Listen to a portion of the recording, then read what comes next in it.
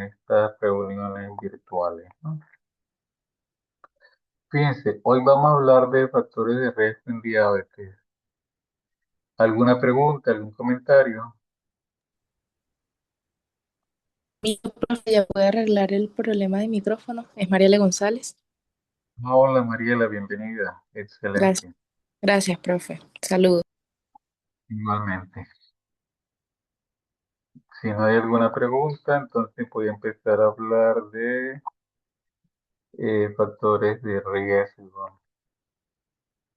Fíjense, es muy importante que ustedes como futuros educadores tengan una idea precisa de qué es esto de los factores de riesgo, ¿no?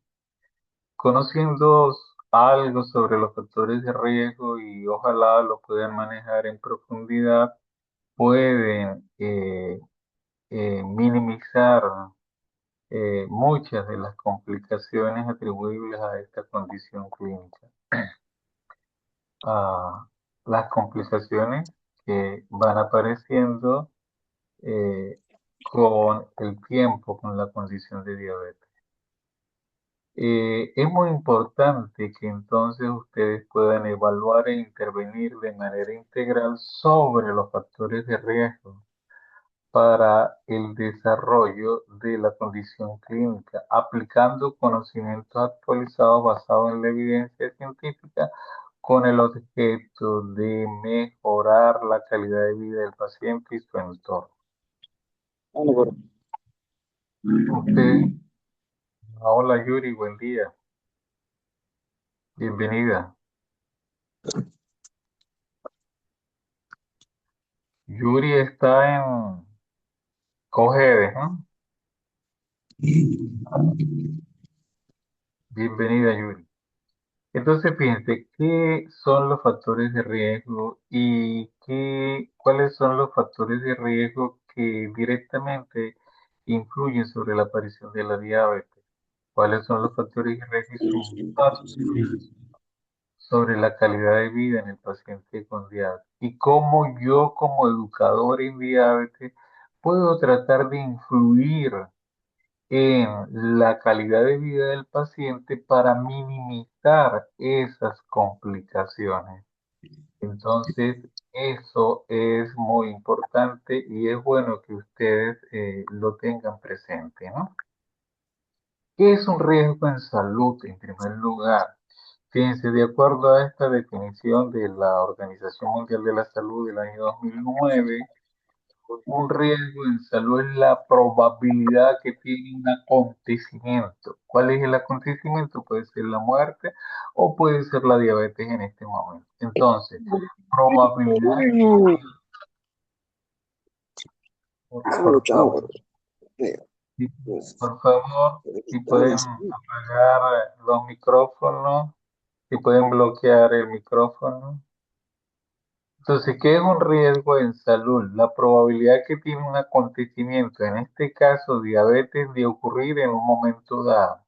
Yo, si hoy día no tengo diabetes y me dicen que tengo factores de riesgo para desarrollar diabetes, pues de alguna manera yo tengo que influir sobre esos factores de riesgo para que en un corto o mediano plazo yo no desarrolle la condición de diabetes. Y a eso nos referimos con el riesgo, ¿de acuerdo? La probabilidad que tiene un acontecimiento, en este caso la condición de diabetes, de ocurrir en un momento dado o cualquier característica, circunstancia o condición detectable en un grupo que está asociado estadísticamente con una mayor probabilidad de padecer o desarrollar un daño a la salud o un evento relacionado.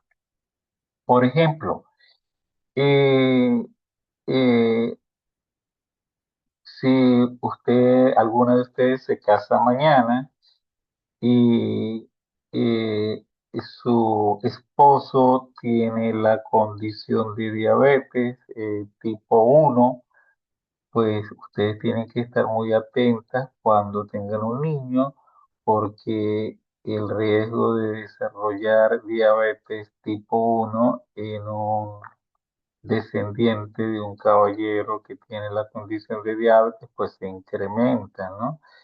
Eh, a eso nos referimos que qué riesgo en salud y cómo puedo yo influir para minimizar las complicaciones de esta condición clínica. Entonces, probabilidad que tiene un acontecimiento, en este caso la diabetes, de ocurrir en un momento dado, o cualquier característica, circunstancia o condición detectable en un grupo que está asociada estadísticamente con una mayor probabilidad de padecer o desarrollar un daño. Si yo tengo diabetes tipo 2 o si mi mamá y mi papá tenían diabetes tipo 2, yo tengo un riesgo de desarrollar diabetes tipo 2. A eso nos referimos con el factor de riesgo y la condición de diabetes. ¿Qué es un agente de riesgo? El elemento causante del riesgo conocido y claramente individualizado. Fíjense, si estamos hablando de factores de riesgo y queremos minimizar el impacto del riesgo sobre la condición de diabetes tipo 1, tipo 2, pues debemos de familiarizarnos con estos factores de riesgo y minimizar su impacto en la población susceptible de este riesgo, que tiene un riesgo mayor de esta condición. Por ejemplo, fíjense, hoy día se sabe que consumir leche completa constituye un factor de riesgo para el desarrollo de diabetes tipo 1 en niños de corta edad. Nació un niño y tiene 8 meses, tiene un año de edad, y a ese niño le vamos a dar leche directamente de la vaca, porque en los campos se tiene la creencia de que tomar leche directamente de la vaca mejora la salud de ese niño. Pero eso es un error gravísimo porque hoy día sabemos que consumir leche directamente de la vaca en un niño aumenta el riesgo de desarrollar diabetes tipo 1. ¿Y qué es eso? Bueno, que la leche de vaca tiene algunos elementos que una vez que ingresan al organismo pueden fomentar procesos inflamatorios en las células beta. Y ese proceso inflamatorio en las células beta denominado insulinitis puede llevar a la degeneración de las células beta y precozmente fomentar la aparición de diabetes tipo 1 en un niño que, que su señora madre o sus familiares nunca desearon que fuera a desarrollar diabetes, pero por desconocimiento permanentemente le estaban dando leche completa. Entonces, fíjense, un elemento, algo tan básico y tan elemental, nosotros podemos a través de información minimizar el impacto de esa situación en la aparición de estas condiciones clínicas. Eso aplica tanto para la diabetes tipo 1 como para la diabetes tipo 2. Metas del riesgo en salud. ¿Por qué es importante conocer los factores de riesgo? Bueno, fíjense, los factores de riesgo me pueden dar predicción, los factores de riesgo me pueden ayudar a determinar la causalidad. Los factores de riesgo son un elemento importante para conocer la prevención y los factores de riesgo son importantes para hacer diagnóstico. Fíjense, llega un paciente a la emergencia de un centro asistencial y yo le pregunto al paciente, ¿tú tienes diabetes? ¿Tú eres hipertenso? ¿Tú eres fumador? ¿Qué edad tienes? Con esos elementos básicos, ¿qué edad tienes? ¿Eres fumador? ¿Tiene diabetes? ¿Tiene hipertensión arterial? Y el paciente viene en estos momentos porque tiene dolor en el pecho. Tiene 50 años de edad, tiene dolor en el pecho, es fumador, es hipertenso y tiene diabetes. Le pregunto cuál es el último control de su glicemia y me dice, bueno, tengo 3 meses que no me mido la glicemia. ¿Y qué tratamiento estaba tomando? Bueno, estaba tomando unas pastillas, pero de hace un mes no las tomo. Ya con esas preguntas y las respuestas que me está dando el paciente a esas preguntas, yo puedo hacer predicción de un probable evento cardiovascular, tiene dolor en el pecho de fuerte intensidad que tiene una duración mayor a 30 minutos en un paciente de 50 años de edad que es hipertenso, que es fumador y que tiene la condición de diabetes mal controlada, yo puedo hacer predicción de que ese paciente tiene probablemente un síndrome coronario. Causalidad. Fíjense, si yo asocio esos factores de riesgo con el síndrome coronario agudo y le mando a hacer el perfil enzimático, le mando a hacer el electrocardiograma y evaluamos al paciente y posteriormente resulta que efectivamente en el hallazgo electrocardiográfico hay datos que sugieren que tiene una cardiopatía. Entonces, fíjense, esta predicción me está generando la causalidad. Pero si yo actúo precozmente en este paciente con la condición de diabetes, en este paciente con la condición de hipertensión arterial, en este paciente con la condición de tabaquismo, actúo y le informo adecuada y oportunamente que conociendo estos factores de riesgo debe suprimir el tabaquismo y debe adherirse a las condiciones, a la terapéutica farmacológica que le prescriban para optimizar el valor de la presión arterial y el valor de la glucemia y de esa manera puede reducir la probabilidad de un síndrome coronario o la descompensación aguda de la diabetes.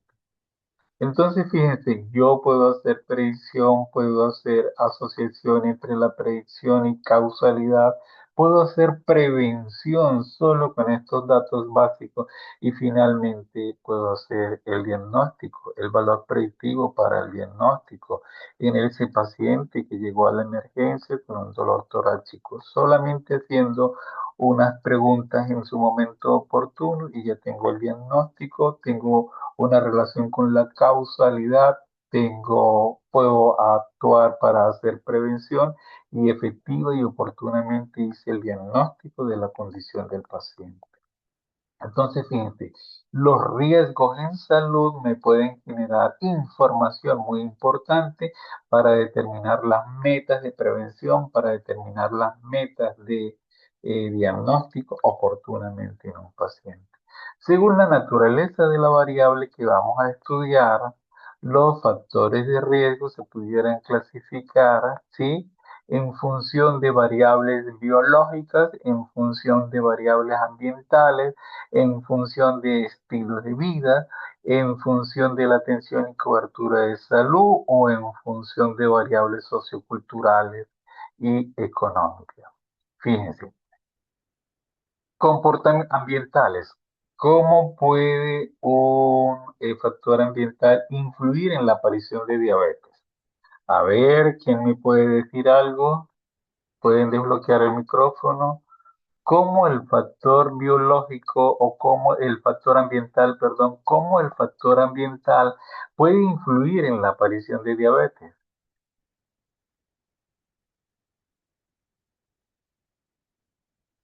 ¿Alguna o alguno que pueda desbloquear el micrófono y me pueda orientar? Hola,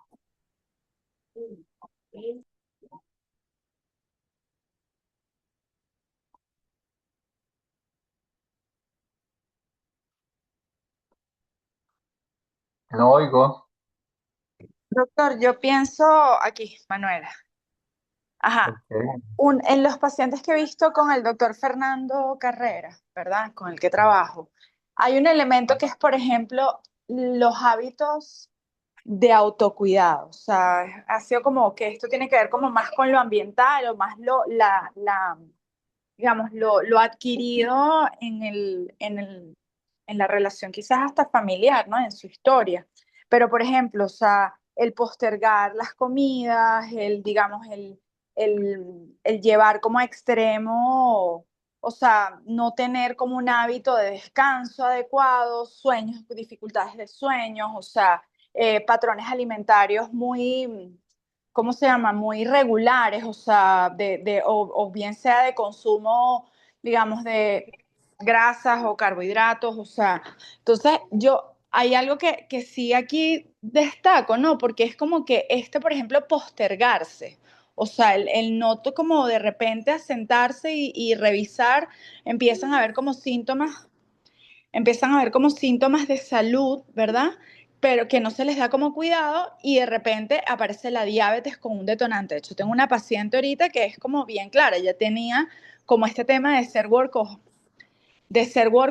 workaholic, workaholic, hasta que viene un accidente de tránsito en cuestión de meses, en 6 meses, detona una diabetes. O sea, un trastorno de diabetes, o sea, un trastorno no, una diabetes, ¿no? Entonces, discúlpeme si estoy un poco nerviosa, pero es porque, digamos, es algo que como que he venido observando, no tengo muchos pacientes, pero he venido como observando los pacientes y quería como dar ese comentario. Pero ¿por qué estás nerviosa? Bueno, no sé, porque es como esta área, digamos, de salud con la que me estoy como entrenando, entonces, bueno, me pongo nerviosa por eso. Nervios, ok. Estamos en una clase y bueno, estamos aquí todos para aprender, ¿no? Yo también estoy aprendiendo de ustedes, ok. Entonces, nervios cero. Fíjense, eso es muy cierto Bueno, lo que está buenos días, profe. diciendo. Buenos días. Bueno, Adelante. otro factor ambiental pudiera ser aquellos pacientes que viven en aquellas regiones de climas fríos, donde hay preferencia por la ingesta de calorías, ingestas calóricas. También pudiera influir el tipo de alimentación, mayor ingesta de carbohidratos para mantener más calorías en el organismo y tratar de compensar esa parte climática, pudiera ser también. Ciertamente, ok. Las dos tienen razón, ¿no? Pero yo preguntaba del aspecto ambiental. Fíjense, ustedes recuerden la clase de epidemiología de la diabetes, ¿no? Incluso el material está colocado en la plataforma, ¿no?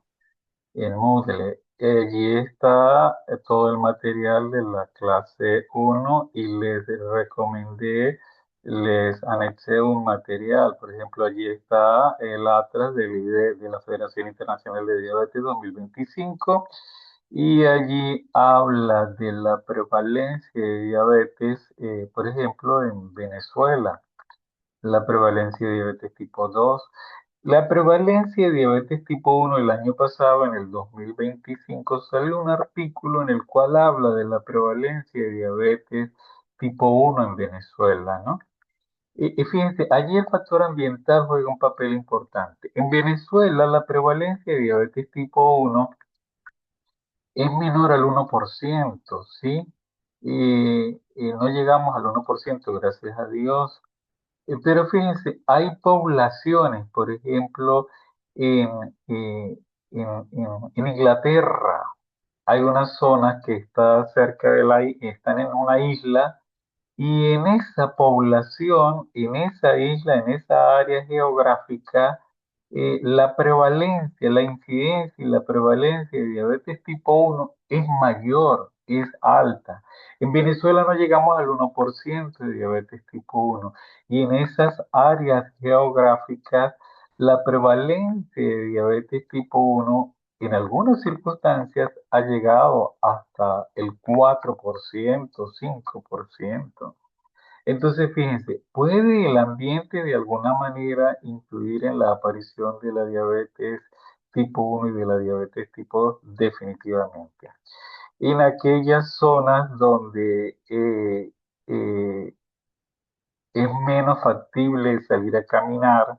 Bueno, eso es casi que imposible, porque cuando uno quiere caminar, aunque sea en la montaña, va a caminar, ¿no? En aquellas zonas, como lo decían previamente, donde el frío me expone a un consumo incrementado de calorías, esos son factores que pudieran fomentar la aparición de diabetes tipo 2. Pero fíjense, en aquellas áreas geográficas donde criamos ganado y la madre o el padre presumen que hay que darle leche completa al niño, eso es un factor de riesgo para la aparición de diabetes tipo 1. Los comportamientos o estilos de vida. Aquí en Venezuela hay zonas donde comen caraotas que tienen un índice glucémico un poquito alto y adicionalmente le agregan azúcar. En Oriente, a las caraotas negras les agregan azúcar. A mí una vez me pusieron caraotas negras con azúcar y yo dije, ¿qué es esto? Le dije, señor, usted está equivocado. Me dice, no, no, aquí la servimos con azúcar. Y bueno, y caraotas con azúcar. Yo soy de los Andes y en los Andes no comemos azúcar, caraotas con azúcar. Cuando me las ponen, yo digo, caramba, ¿qué es esto, señor? Está equivocado. Me dice, no, no, aquí las caraotas las servimos con azúcar. Ah, caramba. Y fíjense, es un factor de riesgo agregarle azúcar a las caraotas. Eso incrementa el índice calórico y eso pudiera fomentar un incremento en la aparición de diabetes tipo 2. Entonces, los comportamientos o estilos de vida definitivamente constituyen un factor de riesgo para la aparición de esta condición. La atención y cobertura de salud. Si yo no tengo un seguro, si el sistema público de salud presenta severas deficiencias, no hay dónde llevar a un niño que tiene diabetes tipo 1, como está pasando hoy día en Venezuela. Fíjate, en Yaracuy, no sé si aquí está esta chica que es de Yaracuy.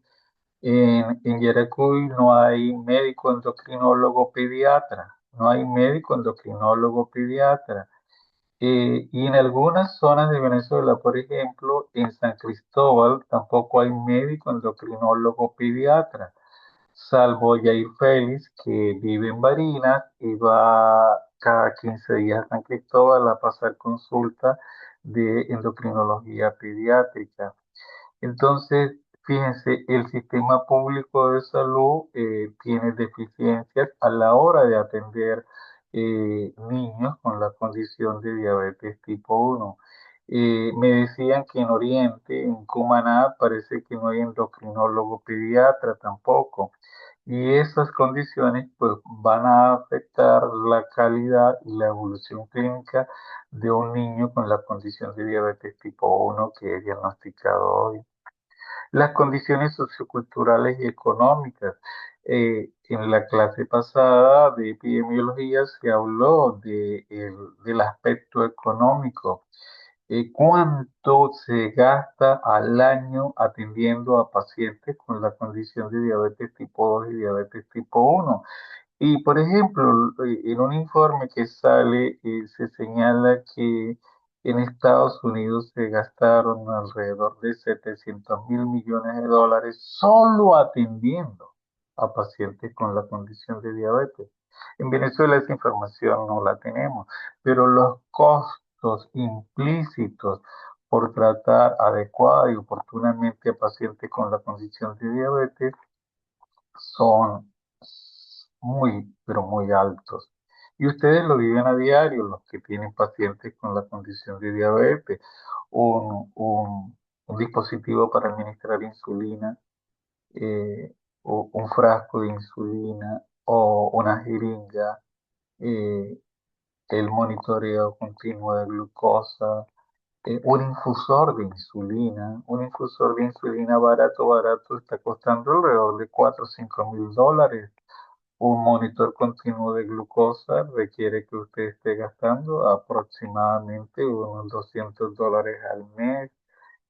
Ponerte la insulina con una pluma está alrededor de $40, son 300 unidades.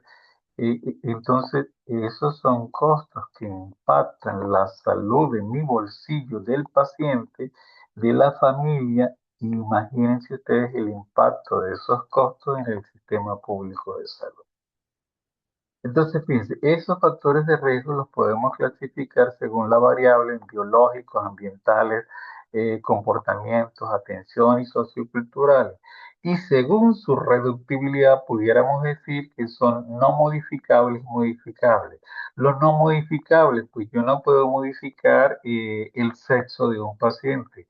Yo puedo modificarle aparentemente el sexo, convertir un chico en una chica, ¿sí? Se podría hacer quirúrgicamente, pero genéticamente por dentro de ese chico, aunque por fuera es sexo femenino, por dentro sigue siendo sexo masculino. No puedo modificar esa historia, ¿no? pero hay algunos elementos que el color de la piel no lo puedo modificar, pero sí puedo modificar, por ejemplo, el peso, sí puedo modificar la actividad física, sí puedo modificar, y es muy importante que lo hagamos, algunos factores que pueden modificar la calidad de vida del paciente, ¿no? Relacionadas con la frecuencia de la enfermedad, marcadores de riesgo, la edad, el sexo y la raza. Eh, es más frecuente en hombres o en mujeres la diabetes. Bueno, ya lo vimos, ¿no? En la clase de epidemiología. Un poquito más alto la diabetes tipo 2 en el sexo masculino, pero recuerden que el sexo femenino tiene una alta prevalencia porque la mujer se queda en la casa, muchas se quedan en la casa, trabajan en otras condiciones, a veces ¿no? eh, hay muchos factores que inciden en el género femenino para fomentar la aparición de diabetes tipo 2. El consumo de drogas, el consumo de medicamentos y algunos factores relacionados como marcadores pronósticos, la edad, el sexo y la raza. Los marcadores pronósticos para también evaluar el efecto de la condición clínica en el tratamiento y la aparición de comorbilidad. Por ejemplo, imagínense ustedes el paciente que les comentaba anteriormente, ¿no? Un hombre de 50 años y tiene diabetes desde los años 40 y es fumador desde los 25 años de edad. Que un paciente con la condición de diabetes fume es una asociación terrible y de verdad ese paciente se está suicidando. Porque en un paciente que no tiene la condición de diabetes ni hipertensión, pero es fumador, el hábito tabáquico le va a producir a largo plazo una serie eh, de riesgos. Ahora imagínense, es fumador y adicionalmente tiene la condición de diabetes y tiene la condición de hipertensión. Entonces, si tiene la condición de diabetes y tiene la condición de hipertensión y adicionalmente fuma, los riesgos, los riesgos se han duplicado, se han triplicado y ese paciente lamentablemente se está suicidando. Y las complicaciones en la esfera cardiovascular van a aparecer precozmente. Entonces, si yo sé estas asociaciones y conozco estos factores de riesgo, puedo definitivamente influir para minimizar el impacto de esas complicaciones. Recuerden que la diabetes es una condición clínica no transmisible, no se transmite por la picada de un zancudo ni por... eh, no es transmisible porque yo tuve relaciones con María y María tenía diabetes. No, eso no es transmisible. Es una enfermedad no transmisible. Y entre estas enfermedades no transmisibles, fíjense, en primer lugar tenemos el cáncer, la hipertensión arterial y la diabetes. La diabetes es una condición clínica no transmisible. Los tipos de factores de riesgo en las enfermedades no transmisibles, como ya lo habíamos dicho, pues son los factores socioculturales, el comportamiento, que lo podemos modificar de una manera muy significativa para minimizar el impacto de esa condición, definitivamente las metabólicas y lo biológico, que juega un papel en la condición de diabetes. El biológico tiene un impacto menor sobre el sociocultural y el comportamental. ¿Cuáles son los factores determinantes en las enfermedades no transmisibles? Los metabólicos, el exceso de peso y obesidad, colesterol elevado, la hiperglucemia y hipertensión arterial. Fíjense, esta asociación hipertensión-hiperglucemia dejan consecuencias muy, pero muy importantes en la calidad de vida del paciente. Los no modificables, yo no puedo modificar la edad, no puedo, me puedo hacer una cirugía plástica, me puedo hacer un implante de cabello, pero no puedo, la edad biológica no la puedo modificar. El sexo, como ya le decía, puedo hacerme una cirugía y cambiar el sexo, pero por dentro sigo teniendo el mismo sexo. Los factores genéticos pertenecientes a una raza determinada, eso no lo puedo modificar. Conductuales, definitivamente sobre esto tenemos que hacer mayor énfasis. El consumo de tabaco, definitivamente. Y no es fácil dejar de fumar, pero si hacemos el énfasis, educamos al paciente en la necesidad de suprimir el hábito tabáquico, los beneficios son eh, eh, con un amplísimo valor. Los regímenes alimentarios insalubres, la inactividad física y el consumo de alcohol. Entonces, fíjense, yo puedo interactuar sobre estos factores para minimizar el impacto en la salud del paciente. Consumo de tabaco, el régimen alimentario, la inactividad física y el consumo de alcohol. Yo sí puedo actuar sobre estos factores. Los ambientales. Definitivamente yo no puedo modificar las condiciones socioeconómicas de los pacientes. Eh, no puedo influir sobre las condiciones de vida y de trabajo. Yo tampoco, como profesional de la salud, no puedo influir en la infraestructura física del ambiente donde vive el paciente. Bueno, la educación sí es el elemento importante para modificar todo esto que hemos conversado. El acceso a los servicios de salud y los medicamentos ideales. Tampoco, lamentablemente, yo puedo influir sobre eso. Entonces, los factores ambientales, yo puedo hacer poco sobre estos elementos porque dependen en gran medida de las políticas de salud, de las políticas que ha definido la familia. Influencia del entorno mundial, la globalización, la urbanización, la tecnología y las migraciones pueden influir también en la aparición de las enfermedades no transmisibles. Fíjense, las migraciones. Hoy día las migraciones son muy frecuentes y tengo que tener presente, ¿no? Si yo tengo diabetes, y me voy a ir a una zona donde yo desconozco y no voy a tener ningún acceso a los servicios de salud y no voy a conseguir trabajo, pues oye, debo de pensarlo muy bien porque mi condición clínica se puede agudizar si yo migro a un área geográfica donde no voy a tener ninguna garantía de servicio de salud, desconozco cuánto vale una insulina donde yo voy a ir, desconozco si puedo obtener servicios de salud para controlar mi condición. Entonces son variables que a futuro tienen que tener presentes cuando la persona decide emigrar. Factores de riesgo comportamentales modificables. Definitivamente esto es muy importante porque sobre esto yo puedo interferir, yo puedo intervenir favorablemente.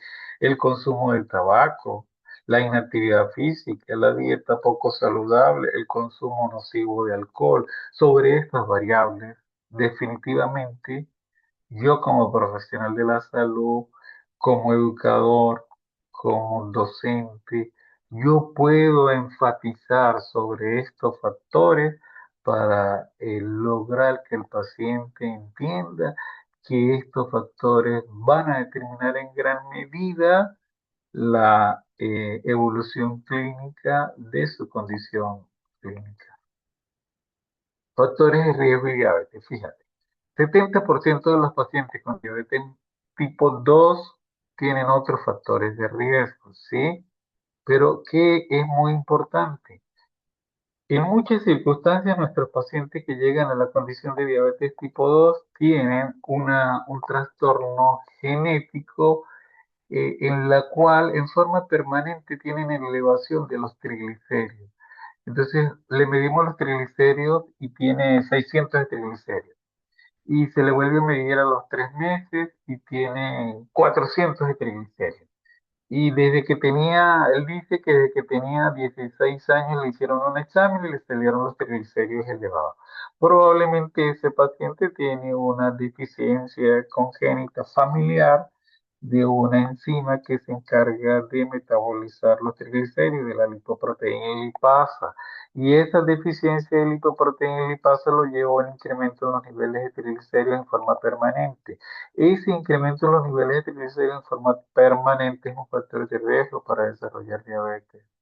Aparte de eso, el paciente es hipertenso precozmente, aparte de eso, el paciente tiene un sobrepeso significativo y aparte de eso, el paciente no lo sabe y los valores de glucemia se han estado elevando, aunque sea en forma discreta, y eso permitió una elevación de los valores de la hemoglobina glucosilada A1C.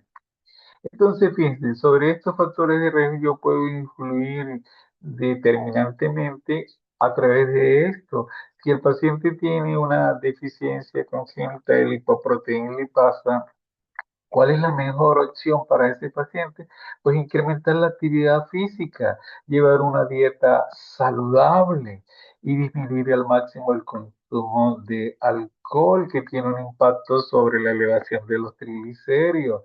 Y en ese mismo paciente, si fuma, pues definitivamente es menester que suprima el consumo de tabaco. Fíjense, factores de riesgo en la diabetes tipo 1, hereditarios. Como les decía previamente, tener padre, madre o hermano con diabetes tipo 1 constituye un riesgo. Eso es muy importante. La raza, la ascendencia noreuropea o mediterránea, aquellas áreas geográficas que están cerca del Mediterráneo o en el norte de Europa tienen un riesgo incrementado para desarrollar diabetes tipo 1. El factor ambiental o un riesgo incrementado para desarrollar tipo 1. En los prenatales, en los niños, la aparición de rubiola, la mamá salió embarazada y tenía rubiola. Esa rubiola durante el embarazo constituye un riesgo para desarrollar diabetes tipo 1. Las infecciones virales en el niño recién nacido constituyen un factor de riesgo para diabetes tipo 1. Peso elevado al nacer. El niño que nació con 5 kilos 800 gramos, que está próximo a los 6 kilos, el niño que nació con 4 kilos y medio, es un factor de riesgo para desarrollar diabetes. Madre de edad avanzada. Bueno, una señora que decidió salir embarazada a los 45 años de edad, alimentación balanceada, alimentación poco balanceada, y la madre que hizo elevaciones de la presión arterial durante el embarazo. La madre que desarrolló preeclampsia, eso tiene un factor de riesgo en el niño para la aparición de diabetes tipo 1. Los postnatales, las infecciones virales, como lo decíamos previamente, temprana exposición a cereales, temprana exposición a leche de vaca, por eso no se recomienda administrar leche de vaca directa o completa a los niños antes del año de edad. La exposición a cantidades altas de huevos en los primeros meses de nacido, ¿ok? Eventos que comprometen la vida, antecedentes de enfermedades autoinmunes, como la enfermedad de Hashimoto, la enfermedad de Graves, la enfermedad de Addison, la anemia perniciosa, la enfermedad celíaca o el hipotiroidismo. Son factores de riesgo que predisponen a la aparición de la diabetes tipo 1 en el niño recién nacido. Y los ambientales, el estrés físico, emocional, la dieta alta en nitrosamina o productos lácteos, el gluten del trigo y alguna exposición a toxinas ambientales. Todos estos son factores de riesgo para la aparición de diabetes tipo 1. Ténganlos presentes, porque de alguna manera podemos evitar estas condiciones en la aparición de la diabetes tipo 1. Tipo 2. Recuerden que en nuestro medio, gracias a Dios, la prevalencia de diabetes tipo 2 es mayor y la de tipo 1 pues es menor. La tipo 2 ronda por allí el 9-10% de la población. Si en Venezuela hay 35 millones de personas, pues estaríamos hablando de 3,5 millones. Y si de esos 3,5 millones, 1% es tipo 1, el restante es tipo 2, pues estamos hablando de que aproximadamente 3 millones de personas tienen la condición de diabetes tipo 2. ¿Y cuáles son los factores de riesgo para la diabetes tipo 2? Aquí tenemos esta lista, ¿no? Por ejemplo, la, la raza, la etnicidad en Estados Unidos, los afroamericanos, los latinos, los asiáticos y los nacidos en las islas del Pacífico. Pero sobre todo los nacidos en las islas del Pacífico o en las áreas mediterráneas tienen una mayor incidencia de diabetes tipo 1, ¿ok?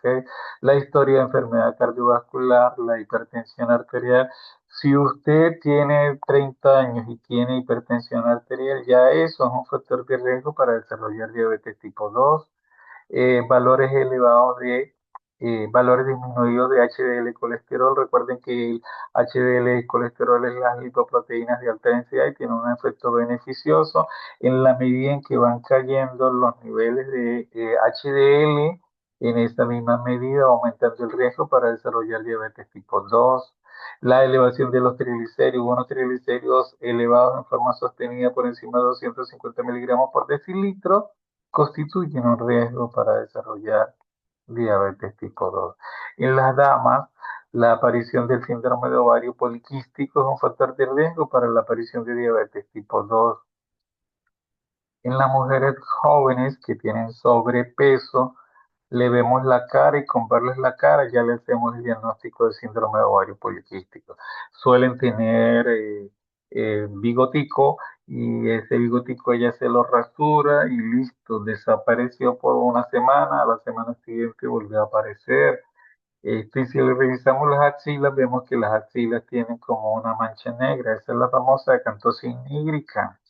Entonces ella va y se lava bien y se echa bastante jabón en la axila, pero eso no se va a quitar, ¿ok?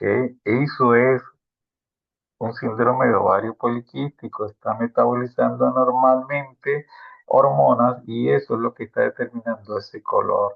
Pero hagamos lo que tenemos que hacer en esa paciente que tiene un síndrome de ovario poliquístico, muy seguramente tiene un exceso de peso y ese exceso de peso se constituye en un factor de riesgo. La inactividad física. ¿Ok? Algo otras condiciones clínicas asociadas al fenómeno de la resistencia a la insulina. Recuerden que en la diabetes tipo 2 un elemento crucial en la fisiopatología que fomenta la aparición de la diabetes tipo 2 es el fenómeno de resistencia a la insulina, que se observa sobre todo en los pacientes que tienen obesidad severa y clínicamente se va a expresar precozmente mediante la aparición de la acanthosis nígrica. Pacientes con prediabetes que tienen 110 miligramos de glucosa, 115, no, yo no soy diabético, yo tenía era 110. Bueno, pero el tener 110 de glucemia en ayuno es un indicador de que ya tiene una elevación del valor de glucosa. No tiene la condición de diabetes, pero tiene una glicemia en ayuno alterada. Y eso es un factor de riesgo para desarrollar diabetes tipo 2. ¿Ok? Las damas que durante el embarazo hicieron diabetes gestacional, la aparición de diabetes gestacional constituye un riesgo para desarrollar a la vuelta de 3 o 5 años diabetes tipo 2, ¿ok? En muchos pacientes después de los 45 años de edad y asociado a la inactividad física, suele aparecer la diabetes tipo 2. Entonces, fíjense, todos estos son factores de riesgo que pueden fomentar la aparición de diabetes tipo 2. La historia maternal de diabetes gestacional, la historia familiar de diabetes tipo 2 en segundo grado de consanguinidad es muy importante, ¿no? Si mi papá o mi mamá tenían diabetes, la, mis hijos, yo no he desarrollado diabetes, pero mis hijos tienen un riesgo incrementado de desarrollar diabetes. La etnicidad, como ya lo dijimos, y el fenómeno de resistencia a la insulina, ¿de acuerdo? Son factores de riesgo para fomentar la aparición de diabetes tipo 2. Fíjense, esta publicación, esta lámina, la publica la Organización Panamericana de la Salud en el año 2022 y nos hace énfasis que la prevalencia de obesidad en Venezuela y la obesidad definida en función del índice de masa corporal mayor a 30 kilogramos sobre metros al cuadrado. Y ese es el criterio utilizado para hablar de obesidad. Y observen, para el año 1990 en Venezuela, según esta información, había 13,2 ¿sí? Por 100.000 habitantes de diabetes, de obesidad. Para el año 2020, ese valor se incrementó a 22,7. Recuerden que la obesidad es uno de los principales factores de riesgo para determinar la aparición de diabetes tipo 2. Ahora bien, como educadores nosotros podemos hacer algo midiendo los riesgos, sí, definitivamente, y para eso estamos aquí, para aprender a medir esos riesgos. ¿Y cómo puedo yo medir un riesgo? Bueno, asignándole un valor numérico a un indicador objetivo. ¿Cuál es el indicador objetivo? Bueno, el índice de masa corporal, ya lo vimos, 22,7% de la población venezolana para el año 2020 presentaba obesidad. Este elemento, la obesidad, fíjense, el 22,7% de la población para el año 2020 ya tiene un riesgo para desarrollar diabetes. Es obeso y es la obesidad un factor de riesgo para la diabetes. Como dice esto, ¿no? De Dardot y Laval, la vida es una perpetua gestión de riesgos que reclama abstenerse de prácticas peligrosas. La gran consigna de la sociedad del riesgo es la autorregulación. ¿Qué significa esto? Bueno, si yo tengo sobrepeso, pues yo tengo que empezar. ¿Cuál es el bien más preciado que tiene el ser humano?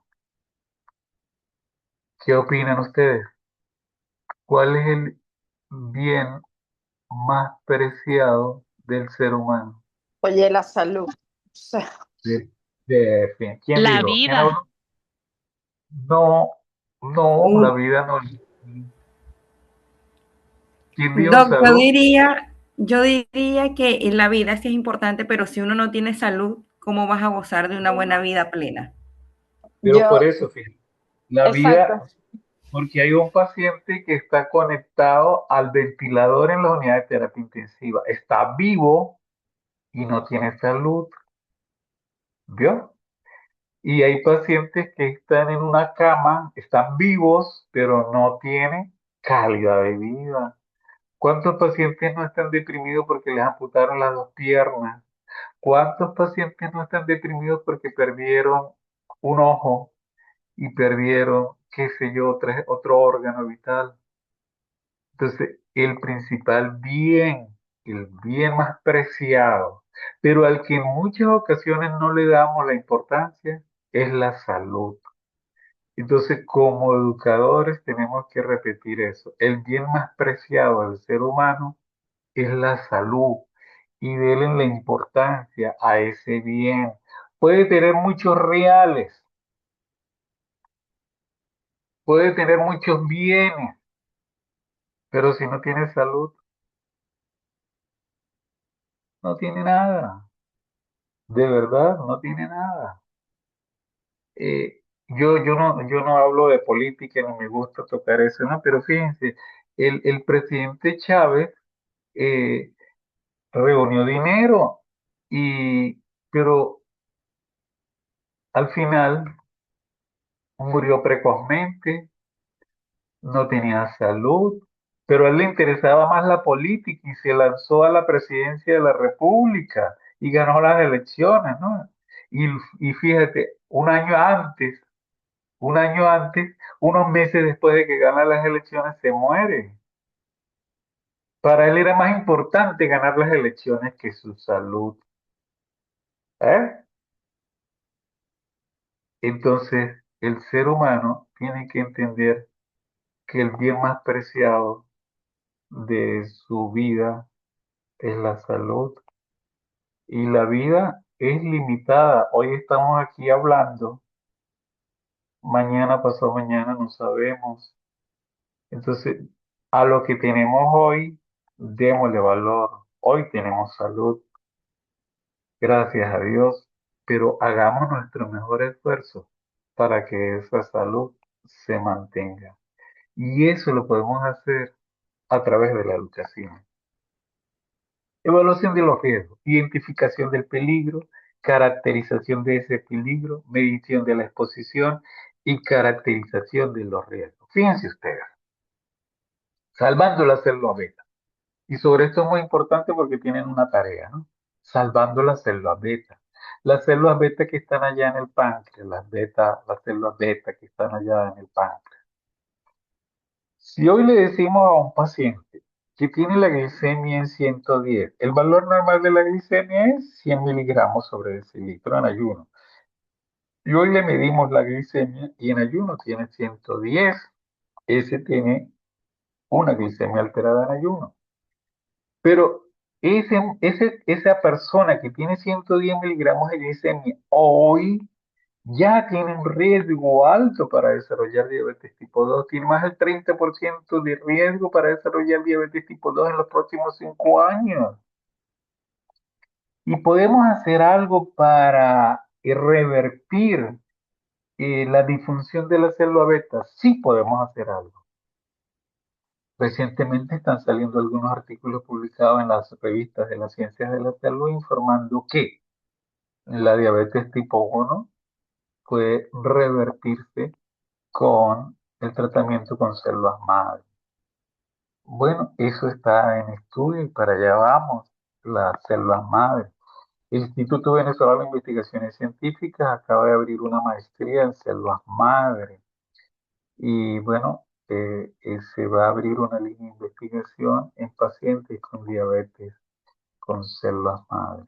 El doctor José Cardier, con el cual yo trabajo, se está planteando, buscando los recursos para desarrollar una línea de investigación sobre la madre y diabetes. Pero vayamos al grano. Tiene 110 miligramos de glucosa hoy día. Yo puedo hacer algo para revertir el deterioro de la célula beta. Sí puedo hacer algo.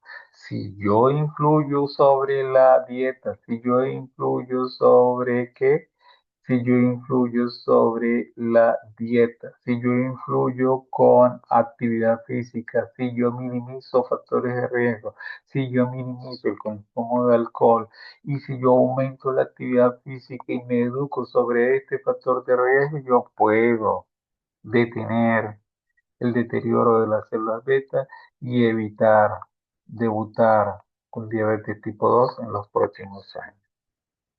Entonces, yo sí puedo hacer algo mucho. Muchos pacientes van a la consulta y hoy día tienen 120 de glucosa en ayuno. No tiene diabetes, pero mire, si usted no cuida estos factores de riesgo, en los próximos años se va a convertir en... Ah, no, yo no soy diabético. Eso fue que anoche me tomé una Pepsi-Cola y me comí un pan y por eso me salió alta.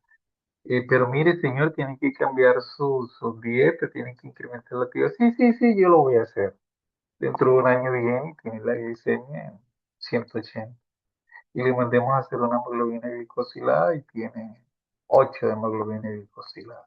Entonces, fíjense, lo que apareció hoy, 8 años atrás, mañana, si no se hace algo y no se impacta sobre ese factor de riesgo, ya es muy tarde. Ya aquí tenía la muerte de 30% de células beta.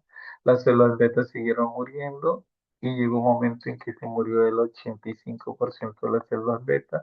Se empezó a incrementar el valor de glucosa y al incrementarse el valor de glucosa apareció diabetes tipo 2. Pero fíjese, pasaron 8 años, el paciente no le prestó atención a su condición, no le prestó atención a los factores de riesgo, él siguió haciendo lo que sabe hacer y bueno, llegó el momento en que, bueno, mire señor, a partir de este momento usted tiene la condición de diabetes y hay que empezar a tomar el tratamiento. Y hay que empezar a hacer esto y esto y esto. Y a usted se le había dicho hace tiempo que hiciera esto y esto y esto, y usted no lo hizo. Bueno, pero es que yo me sentía muy bien, bueno, pero aquí está el resultado de no haber hecho lo que tenía que haber hecho hace 2 o 3 años atrás. ¿Cómo podemos defender cuáles son las acciones para hacer que esas células beta puedan regenerarse? Incorporación en un programa de educación continua en diabetes. ¿Por qué? Porque si al paciente se le explica qué es la diabetes y que yo modificando factores de riesgo puedo minimizar la progresión de la condición, yo puedo influir sobre las células beta. Práctica sistémica de ejercicio físico. Tiene que hacer por lo menos 5 días a la semana, 30 minutos, 5 por 3, 15, 150 minutos a la semana. Adherencia a programas de nutrición adecuada. Tiene que ir al nutricionista y que le haga una serie de recomendaciones sobre lo que usted come. El estilo de vida nuevo con autocontrol y chequeos periódicos, tratamiento específico, si es necesario, pues debe requerir adherirse a los productos farmacológicos, tratamiento de los factores de riesgo y complicaciones asociadas, establecimiento de una permanente y comprensiva relación médico-paciente, esto es muy importante, o médico-educador, y eso es muy importante para yo influir de una manera indirecta en la preservación de las células beta y acciones cuando una persona se inicia con diabetes tipo 1. Si presenta citoacidosis, pues rápidamente tiene que ir a un centro de salud, o si presenta un estado hiperosmolar, pues tiene que ir a un centro asistencial para recibir el tratamiento adecuado. Ya allí las células beta desaparecieron. Ahora, este paciente lo puede montar en un programa de células madre. Bueno, en Venezuela en estos momentos no disponemos, pero a futuro puede beneficiarse. Hoy día con la inteligencia artificial yo puedo influir en la progresión de la diabetes, sí, porque si yo como paciente calculo el riesgo, oye, yo tengo riesgo incrementado para morirme de un infarto, oye, yo tengo riesgo incrementado para morirme de un evento cerebrovascular.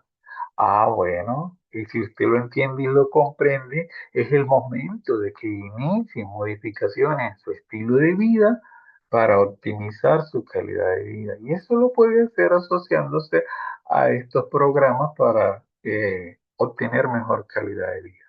Fíjense, este es un instrumento, el test de Friedrich, es un instrumento con 8 preguntitas fáciles, sencillas, que nos puede ayudar a determinar el riesgo que tiene un paciente de desarrollar diabetes tipo 2. Y solo con 8 preguntitas. Este instrumento está vigente desde el año 2003 y hoy día lo recomienda la Asociación Americana de Diabetes y la Asociación Latinoamericana de Diabetes, la Asociación Americana y la Latinoamericana. Fíjense, son 5 preguntitas. ¿Qué edad tiene? Bueno. ¿Ha habido un diagnóstico de diabetes en por lo menos un miembro de su familia, mamá, papá o hermano o abuelos tienen diabetes? Un punto, 2 puntos. ¿Qué perímetro de cintura tiene? Vamos a medirlo. Le medimos agarramos una cinta métrica y le medimos el perímetro de la cintura. Pasamos la cinta métrica por el ombligo, ¿sí? Listo. ¿Tiene actividad física por lo menos 30 minutos diarios? Recuerde que son 5 por 3, 15, ¿no? ¿Con qué frecuencia come frutas, verduras o pan de centeno o integral?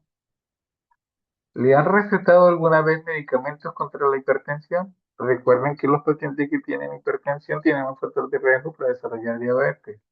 ¿Le han detectado alguna vez en un control médico un nivel alto de glucosa? Recuerden que el valor normal es 100 miligramos por decilitro. Le dijeron que tenía 110 miligramos, pero le dijeron que no era diabético. Sí, pero con 110 ya tiene una glicemia alterada en ayunas. ¿Cuál es la relación de su estatura y su peso? Le calculamos el índice de masa corporal. ¿Ok? Y con las respuestas que tengo acá, 1, 2, 3, 4, 1, 2, 3, 4, 5, 6, 7 y 8. Con estas preguntitas, tengo ya el valor de todas las preguntas, ¿sí? Aquí tengo el puntaje y luego me voy a esta tabla y digo cuánto es el riesgo que tiene el paciente. ¿Ok? ¿Qué significa que yo le aplique el test de Flinders a un paciente y tenga más de 12 puntos, ¿sí? En la pregunta 1, ¿qué edad tiene? Le dio 3 puntos. En la pregunta número 2, le dio 0 puntos. Ok. En la pregunta número 3 le dio 3 puntos, ya lleva 6. En la pregunta número 4, no hace ejercicio físico, tiene 2 puntos, 6 más 2, 8. ¿Con qué frecuencia come frutas? No diariamente. 8 más 1, 9. Aquí, sí, en una ocasión le recetaron tratamiento para la hipertensión, 2 puntos. Aquí le han detectado alguna vez en un control médico, sí, le dijeron que tenía 105 de azúcar. 9 más 5 son 14. Y aquí, ¿cuál es la relación? Bueno, él tiene un índice de masa de 30, 14 y 1 son 15. El tener 15 puntos le genera un incremento del riesgo para desarrollar diabetes tipo 2 en los próximos 5 años. 30% de riesgo para desarrollar diabetes tipo 2 en los próximos 5 años. Ese paciente que tenía 105, 110 tenía una prediabetes, una glicemia alterada en ayuno. Depende del grado de insulinoresistencia, del sobrepeso, la progresión ha sido variable, regla de los 33 a los 10 años, es decir, el riesgo es de 33% a los 10 años. En las personas con normoglucemia, el riesgo de progresión de la diabetes tipo 2 es 0,7 por año, 0,7 por año. En las personas con normoglucemia, ¿sí? El riesgo de desarrollar diabetes tipo 2 es 0,7 por año. La intolerancia a glucosa combinada confiere un riesgo del 50% a los 10 años. Es decir, si usted tiene hoy 105 de glicemia en ayuna y adicionalmente tiene sobrepeso u obesidad, tiene un síndrome ovario poliquístico, el riesgo de desarrollar diabetes tipo 2 es del 50% en los próximos 10 años. Esto es lo que se denomina acantosis nígrica, ¿ves? Esta es la piel de esta chica, rosadita, y aquí en el cuello la piel se ve un poquito negrita. Ese negrito marroncito es lo que se denomina acantosis nígrica, ¿sí? Y esto es una intolerancia glucosada. El riesgo que tiene, porque probablemente tiene un síndrome ovario poliquístico, 54% de desarrollar diabetes en los próximos 6 años. 54% de solo con verla y decirle que tiene cartosis nígrica y hacerle el eco pélvico y demostrar que tiene un síndrome ovario poliquístico, ya tiene un riesgo de 54% de desarrollar diabetes tipo 2. ¿Qué hay que hacer? Cultura y entorno de aprendizaje, los valores y las creencias dominantes que tienen influencia sobre el peso de toma de decisiones. Es muy importante, ¿sí? Si las nuevas tecnologías permiten crear nuevos entornos de aprendizaje y permiten también crear el tipo de cultura que es más adecuada para sus alumnos, pues influyamos en ellos.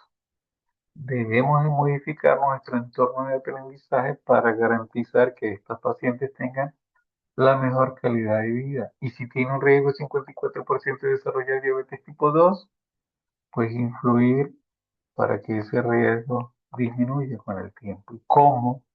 Pues a través de la educación enseñarle que con dieta, con ejercicio, con actividad física. ¿Cuál actividad física? La que yo disponga, no la que a usted le guste.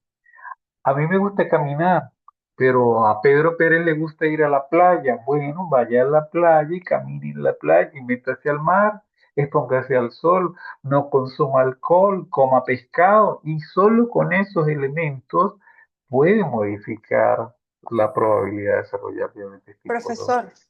Profe, una pregunta. Yo le escucho, Además, yo lo escucho y quizás aquí también esta observación, quizás desde mi punto de vista como psicóloga, ¿no? Porque, digamos, este tema de adherirse a un nuevo estilo de vida, o sea, no ver, por ejemplo, la dieta como mera dieta, sino un tema de, bueno, un vínculo distinto contigo como persona, me explico, y esa sostenibilidad de la salud. Pero supone también una historia, o sea, y es ahí donde quizás yo me detengo siempre de ver esta manera en la que las personas afrontan los desafíos de su vida, cómo aprendieron a afrontar, cómo aprendieron a tener esa relación consigo mismos, o sea, porque digamos, o sea, a veces uno dice, bueno, sal y camina, pero es que resulta que ahí quizás está en este tema de que no valoro o no considero relevante cuidarme porque estoy, por ejemplo, postergando porque me entrego al resto del mundo. No sé si me explico. O sea, entonces, ¿hay algo que se haya estudiado en términos psicológicos en relación con la diabetes también? Pues, fíjese, te pregunta interesante, ¿no? El paciente con la condición de diabetes tiene que ser manejado por un médico experto en el área de la diabetes, un endocrinólogo o un internista formado en diabetes. El niño pues debería ser manejado por un endocrinólogo pediatra, ¿no? Pero aparte del médico, ese paciente tiene que ser ayudado por un educador. Ese paciente tiene que ser ayudado por un nutricionista. Y ese paciente necesita de una forma trascendente el apoyo del psicólogo. ¿Y por qué el psicólogo? Yo no estoy loco. Esto pues sí, porque cuando a un paciente le dicen que le decimos a la madre o al paciente que tiene la condición de diabetes, el paciente puede entrar a un cuadro de intolerancia. Oye, ¿cómo me va a pasar eso a mí? Eh, yo que he hecho las cosas bien, ¿cómo puedo yo tener esto? Y ahora eso me va a cambiar la vida, ahora me voy a morir precozmente. No, no, no, no, no. No, Pero yo y además el hecho de que o sea, es la comida, que en la cultura venezolana es la relación, o sea, este tema del vínculo con, o sea, de comer, pues. sí. Entonces, fíjense, yo como profesional de la salud a veces no tengo las herramientas para dar la orientación adecuada al paciente en esta situación de depresión o de ansiedad. Por eso es vital que el paciente reciba el apoyo del psicólogo. Por eso es importante que siga de la mano con un educador, porque el educador está entrenado para coadyuvar en esta área y en este momento tan importante con el paciente. El nutricionista que le va a decir, mire, usted sí puede comerse una tacita de arroz una vez a la semana, o usted se puede comer un cambur verdoso pequeño una vez a la semana si le gusta tanto el cambur, pero no puede hacer esto y esto y esto, lo puede hacer pero con ciertas recomendaciones. Entonces, hay áreas muy particulares donde el profesional que maneja de forma adecuada todas esas herramientas, pues le puede ayudar al paciente. Por eso, el equipo multidisciplinario para manejar a este paciente es muy, pero muy importante. La multidisciplinariedad es crucial para ayudar a este paciente en todos estos aspectos. Entonces, por eso la cultura y el entorno de aprendizaje en este paciente juegan un papel muy, pero muy importante. Eh, ¿Cómo yo como educador puedo influir? Definitivamente hay evidencia de que yo como educador puedo influir en las metas de control metabólico. Yo como educador puedo fomentar el empoderamiento del paciente de toda esta información para que obtenga los mejores resultados. Que se empodere de conocimiento, de habilidades y destrezas para que pueda manejar adecuadamente esos factores de riesgo. Yo como educador puede demostrarle que efectivamente la educación y el control de estas metas y el control de estos factores es autoeficaz para controlar su calidad de vida y que el estilo de vida tiene que modificarlo para optimizar las variables bioquímicas y las variables antropométricas. Que si usted modifica el estilo de vida, duerme mejor, usted va a tener una mejor calidad de vida. Que si usted hace actividad física, usted va a tener mejor calidad de vida. Que si usted evita la exposición a tóxicos, va a tener mejor calidad de vida, que su salud emocional es un factor crucial en el manejo de la diabetes. Las células beta del páncreas están íntimamente relacionadas con las emociones. Cada vez que yo agarro una rechera, se me sube la glicemia. ¿Y por qué con una rechera se me sube la glicemia? Bueno, porque cuando yo me arrecho se produce un grupo de hormonas y esas hormonas modifican la acción de las células beta en el páncreas y las células beta disminuyen la producción de insulina. Entonces, definitivamente la salud emocional es crucial en el manejo del paciente con diabetes. Y a través de esa salud emocional vamos a influir directamente en las variables bioquímicas, en la glucemia, en los triglicéridos, en la hemoglobina glucosilada, en el valor de la presión arterial. Entonces, manejando adecuadamente las emociones, yo puedo influir sobre estas variables bioquímicas, sobre los factores de riesgo y sobre el autocontrol del paciente y su calidad de vida. Esto ya ustedes lo tienen claro, cuál es el nivel primario, el nivel secundario y dónde podemos incluir la educación. Definitivamente, fíjense, la educación sanitaria es crucial para promover la salud. También, si yo estoy haciendo prevención secundaria con la educación, yo puedo influir sobre la prevención secundaria. Porque si yo le digo al paciente, mire, usted tiene que hacerse ir al oftalmólogo, usted tiene diabetes. Y si usted no vigila el ojo, usted va a quedar ciego.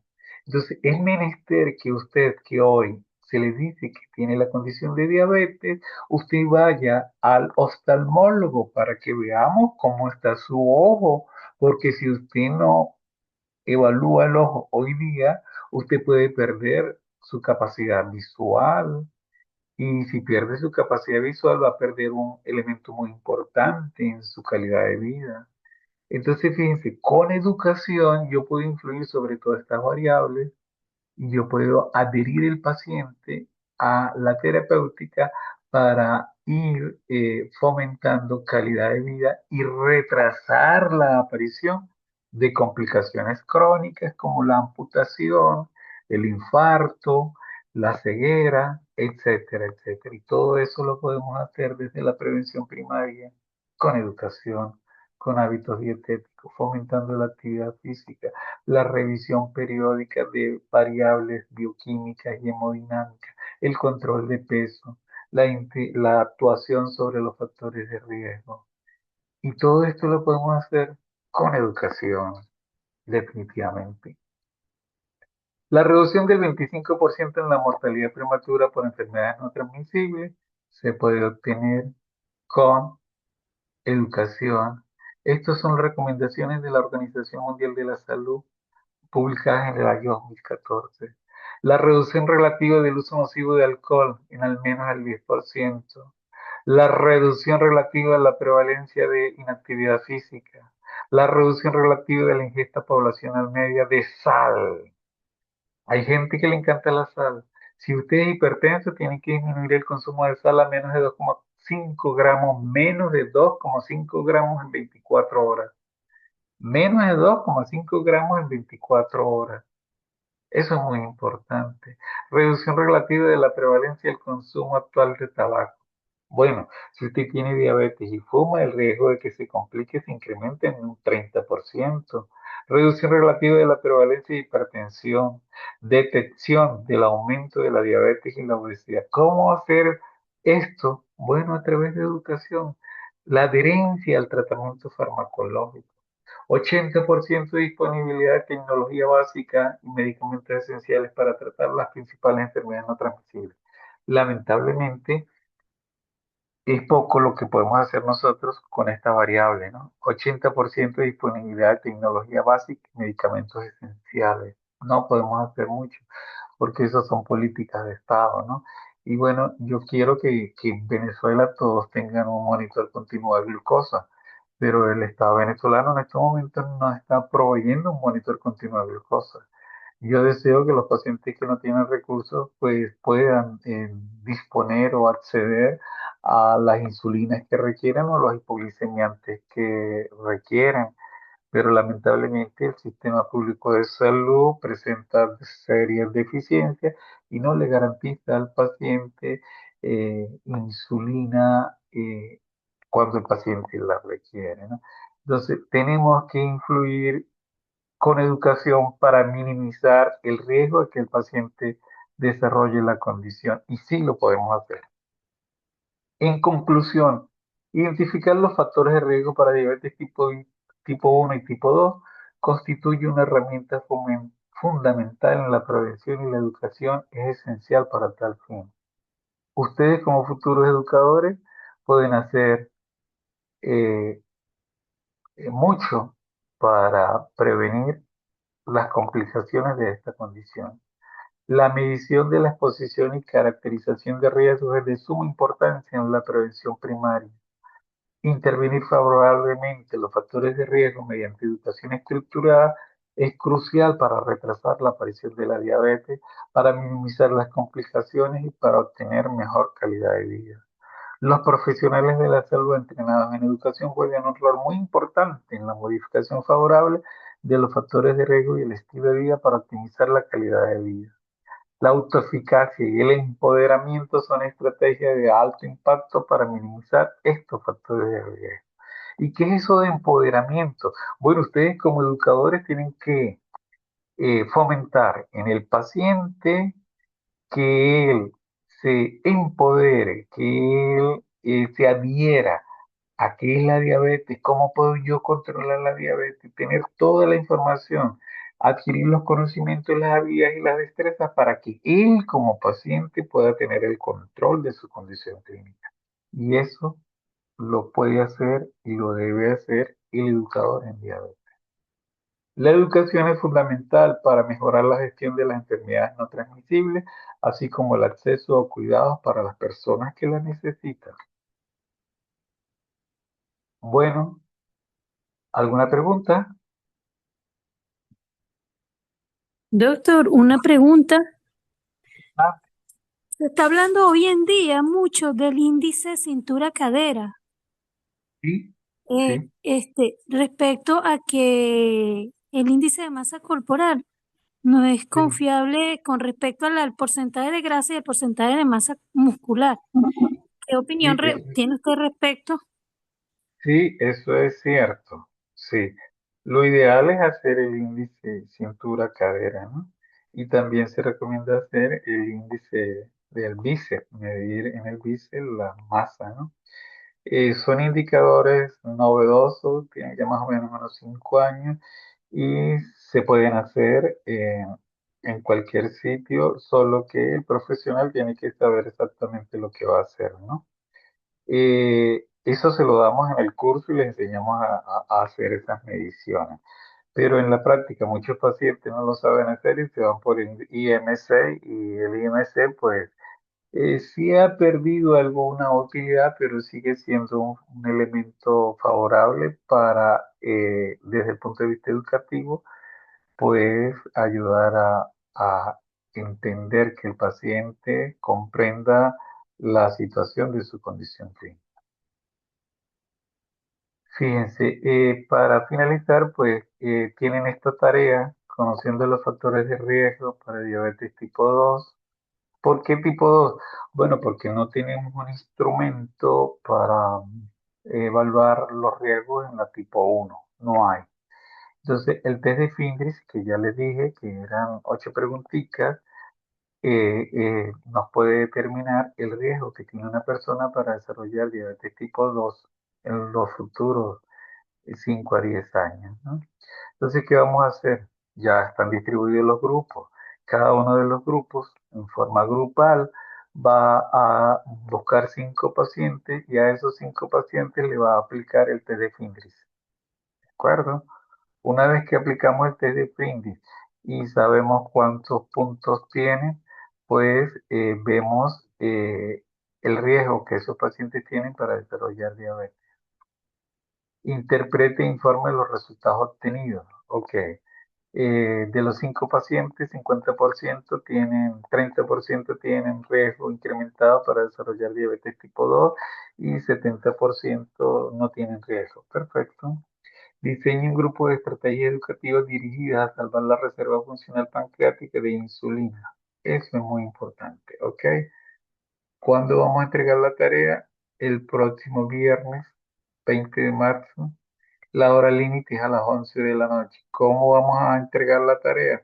Bueno, respondemos estas preguntitas y la grupo número 1 la envía a la plataforma Moodle. ¿Y cómo lo hago? Bueno, ya la profesora María del Rosario Sánchez le explicó cómo pueden ustedes subir esta información a la plataforma Moodle. Y listo.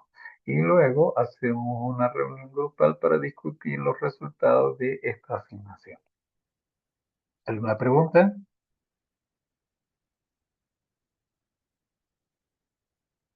No hay preguntas. No, gracias, ¿Algún, gracias, profe. algún comentario? Todo bien, profe, gracias. Excelente. Bueno, feliz fin de semana y nos vemos los próximos días. Saludos, buenas tardes. Hasta luego, Profe, profe, gracias. Luego, profe.